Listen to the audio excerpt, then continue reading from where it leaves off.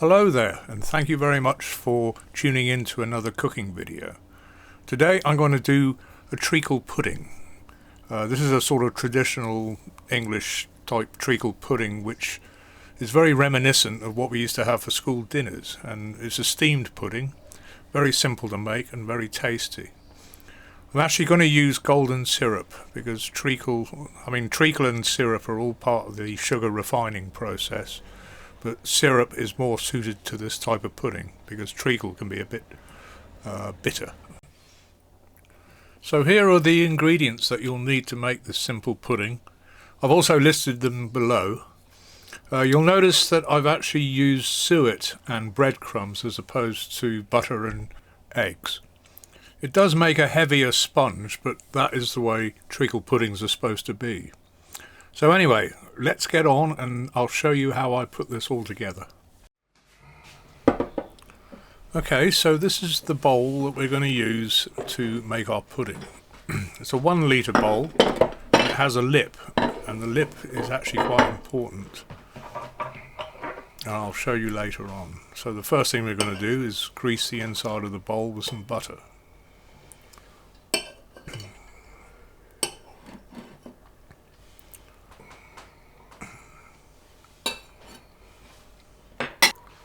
Probably easier to do it with your fingers. Just smear the butter all the way around the inside of the bowl. Stop the pudding mixture from sticking to it when you steam it.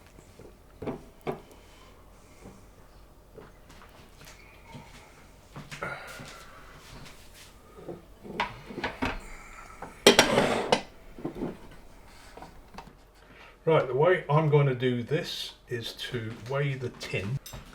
Right, I need 90 millilitres of syrup in the bottom of the bowl, and the best way to do that is to weigh the tin before and then after taking off 90 millilitres. So let's see if we can open this first.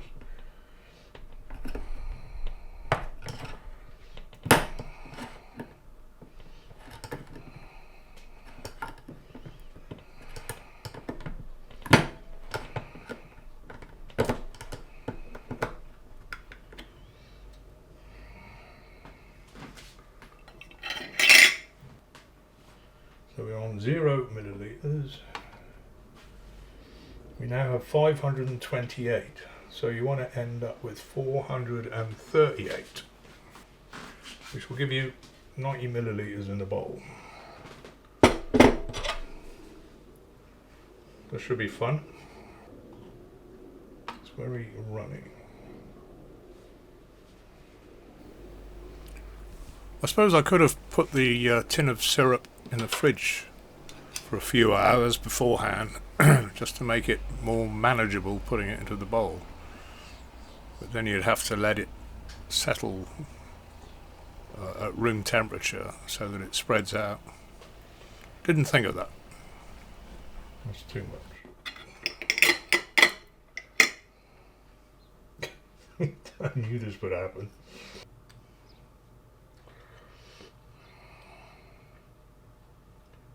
Right, I'm going to pop this in the fridge. That'll help the syrup settle a bit at the bottom and also harden the butter up slightly. So now we're going to make some bread crumbs. Basically you need about 125 grams of slices of bread without the crust.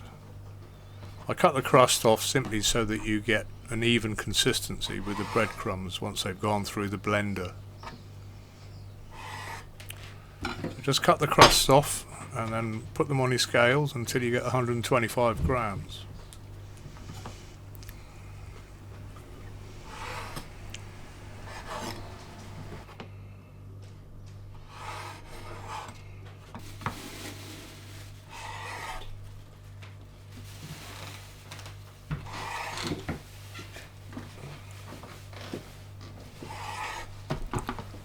So the camera has just fallen off the windowsill.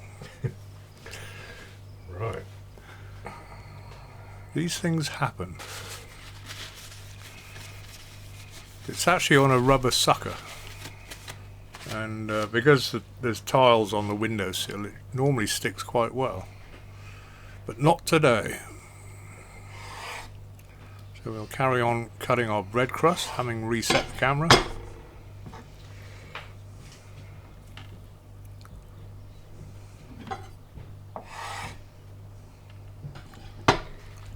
And there we have our 125 grams of bread slices, soon to become bread crumbs. So I've got my whizzing machine out, aka the blender, and what I'm going to do is take the bread slices and just break them up and put them into the bowl on the blender.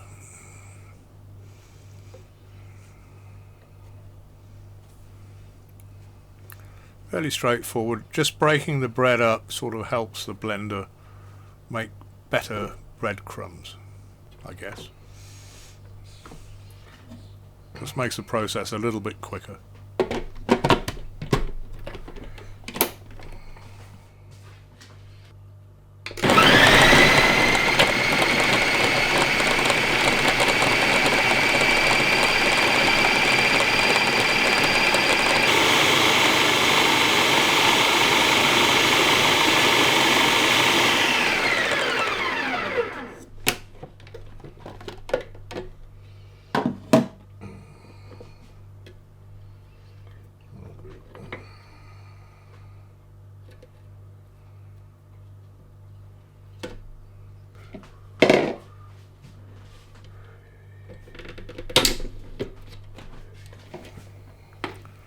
So there you have 125 grams of breadcrumbs. Very nice breadcrumbs they are too.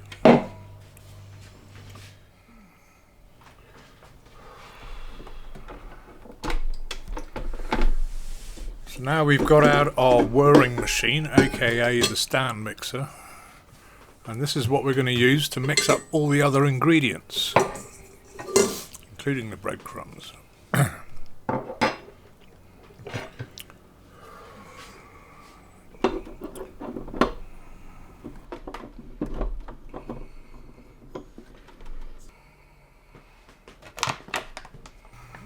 So we'll start off by sifting in 125 grams of self-raising flour.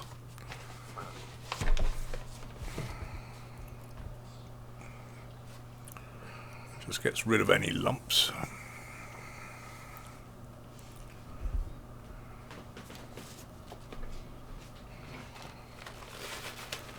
Now 125 grams of vegetable suet.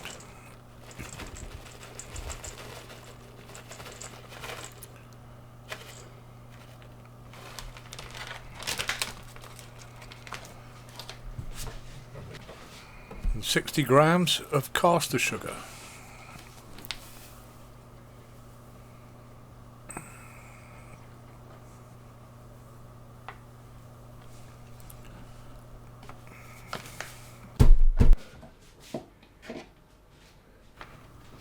So now you're going to bung in your breadcrumbs.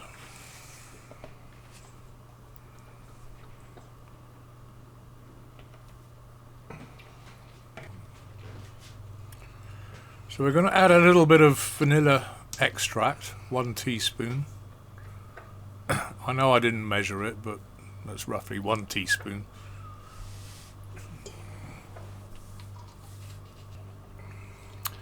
And 2 tablespoons of lemon juice, which complements the treacle very nicely, actually.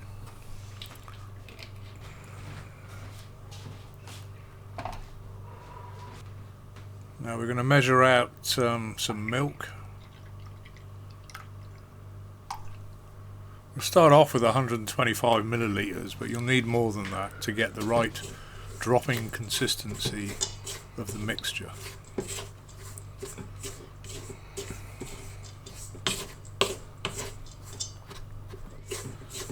So I just mix it in with a wooden spoon just to give the stand mixer a head start.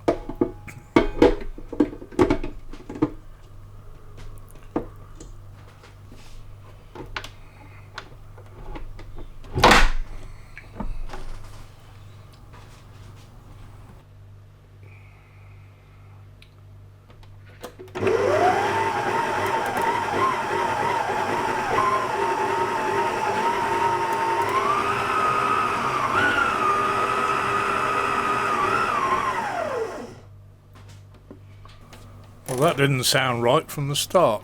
I think the stand mixer has just decided that it's not going to work anymore.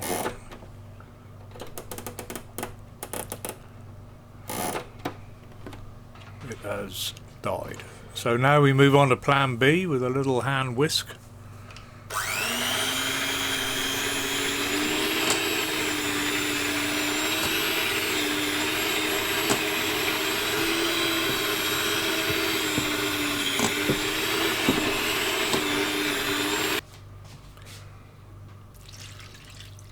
Right, we're going to add another 40 millilitres of milk just to loosen the mixture up a bit. As I said before, what we want is a drop in the consistency.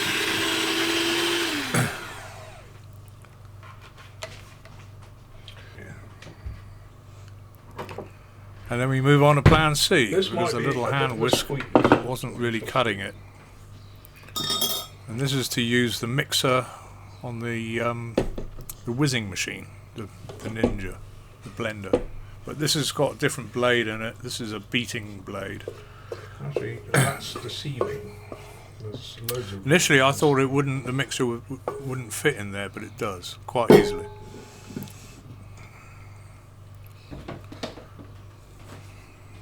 It's like a little TARDIS.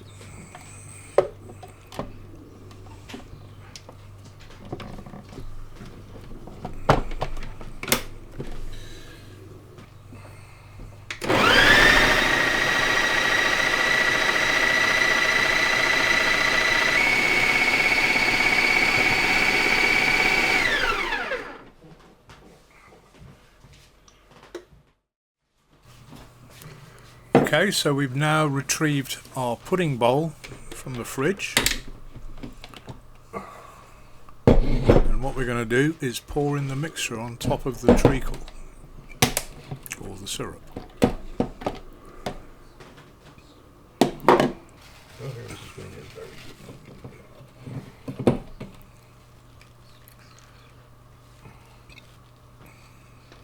That is probably about the right consistency. We can do that.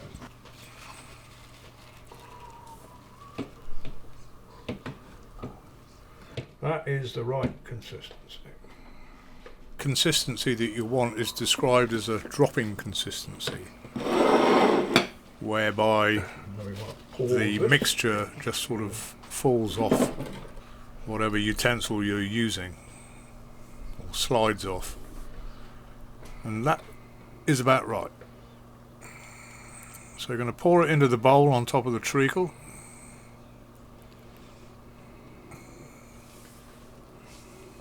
Well, scrape it into the bowl. It's not actually a pouring consistency. It's a bit thicker than that.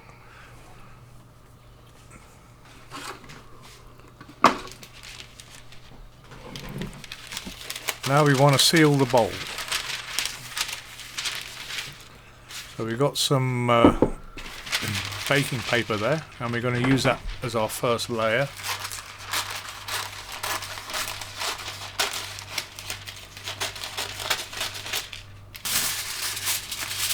And the top layer is tin foil. Tin foil is what will hold the shape on top of the bowl, and this is where you need the lip on the bowl so you can tie string around it and secure it all. So you put butter on the tin foil, and that will allow the baking paper to actually stick to it. So you've got two layers there.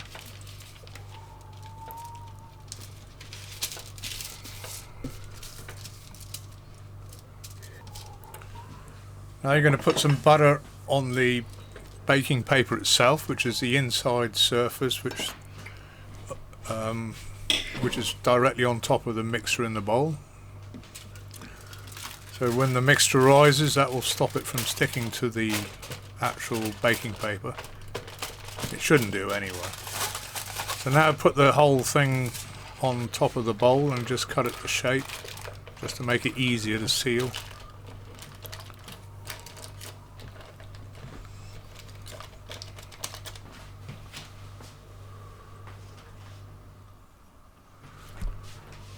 Now you're going to seal it completely with a bit of string. The way I do this is I take my bit of string and I tie a loop at the end.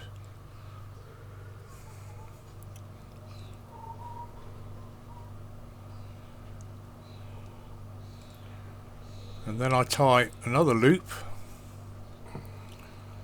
about 6 inches further down from the end loop, if that makes sense.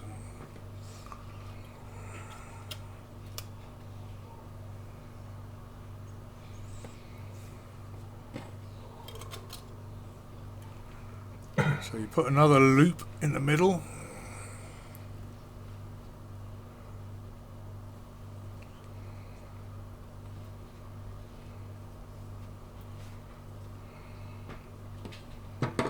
And then you just cut it at an appropriate length so you've got enough string to tie around the bowl. This is where you need your lip on the bowl so that it doesn't slide over the top. So you put your loose end through the end loop, like so, and then you just pull it taut. It can be a bit fiddly. And then you pass the loose end through the other loop,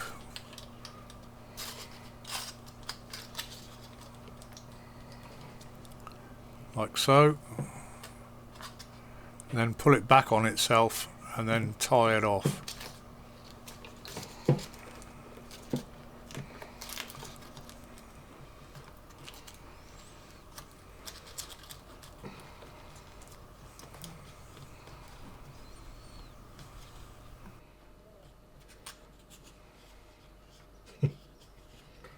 Oh, this is damn fiddly. Fiddly-dee.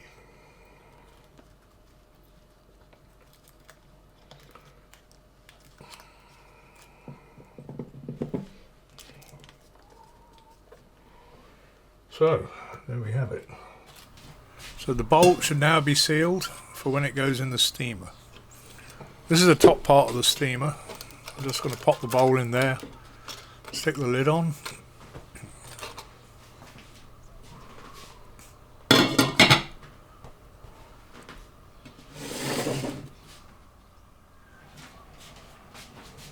Now we're going to put some boiling water into the bottom part of the steamer just so that we don't have to boil it from the cold.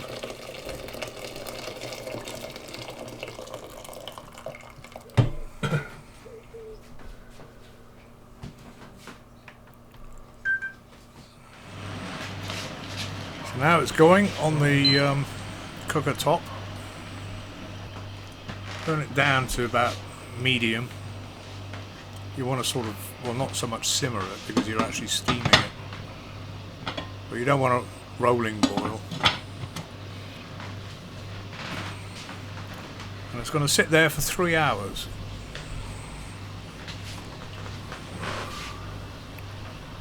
Yep, 3 hours is a long time. When you're steaming it, you're going to have to check every hour to make sure that the level of water hasn't dropped too low. Time is up.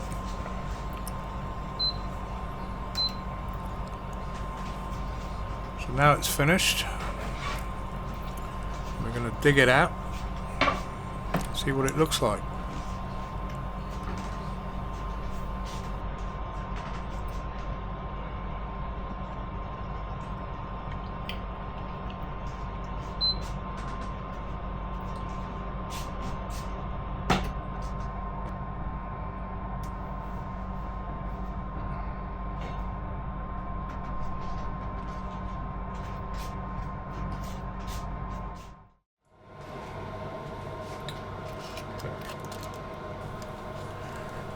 Needless to say, that bowl's going to be quite hot. It's been in a steamer for 3 hours, so be careful of your fingers.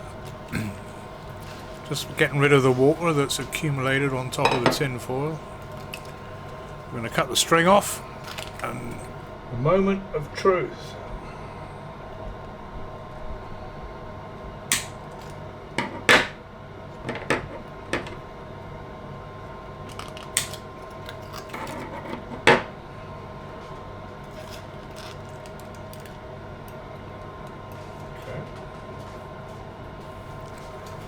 Well, it looks like it might be a bit soft in the middle.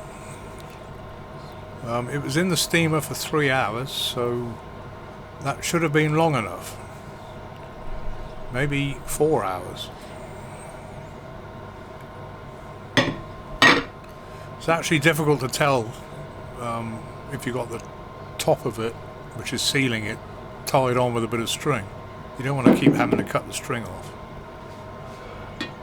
you know, just to check it. Anyway, we'll cut into it and see what it's like. It's a bit soft, and maybe you should actually steam it for about, I don't know, 4 hours instead of 3. Definitely edible though, and very tasty.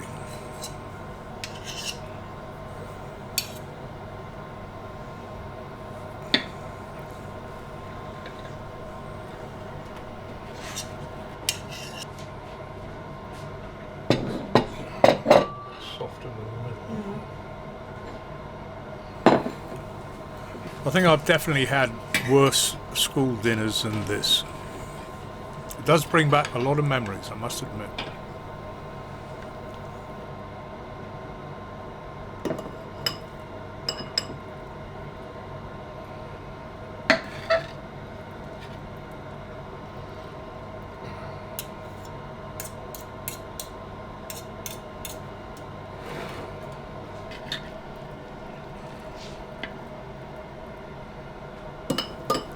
So just serving up 2 portions of this. We're going to have it with custard. It's supposed to photograph. Good old ambrosia custard.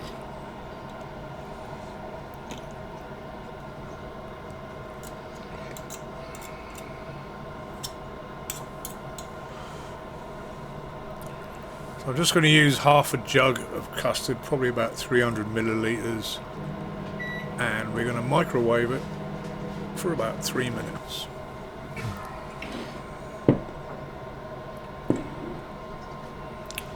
And there you have it.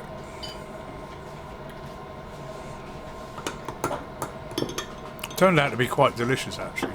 You can't really go that far wrong with treacle pudding unless you don't cook it at all. But it was fine. Probably steam it a bit longer, 4 hours instead of 3.